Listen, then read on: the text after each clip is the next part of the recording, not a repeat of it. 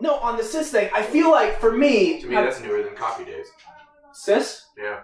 Well, I don't get it, but here's how I feel. We were talking about someone last night, a friend of mine, and he, I'm gonna change things to protect identities. Okay. But this is a person who...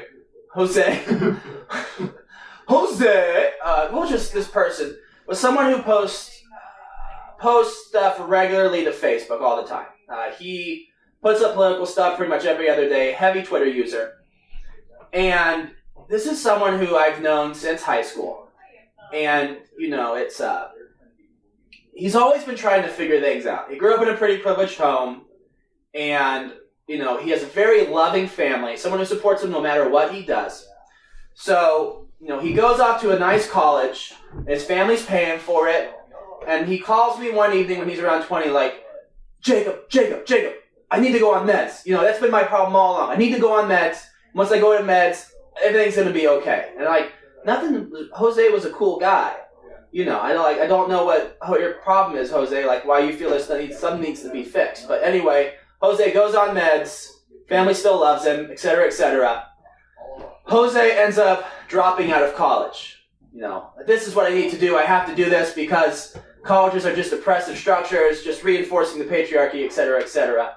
His family still loves him. It's not enough. So then Jose, very talented musician, gives up music completely, just decides that he's going to work as a bartender.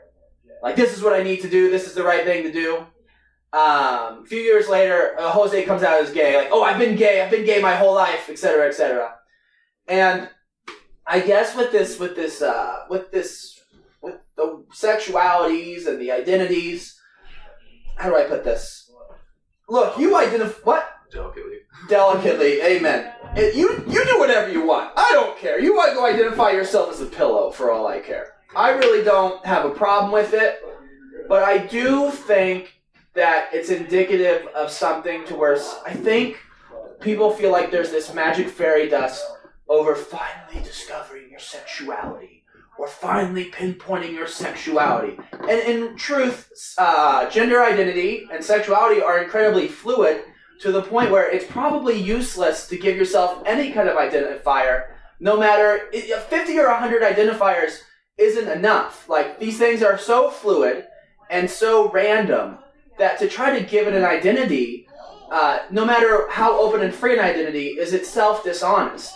And I think what people are doing with this is they're just trying, there's a lot of people, some people have some void, some anxiety, some feeling of guilt, some desire to burn down a good life, some guilt over a decent upbringing, and then they do these things because it's like an act of rebellion, because it's a means to try to push against the limits. It's a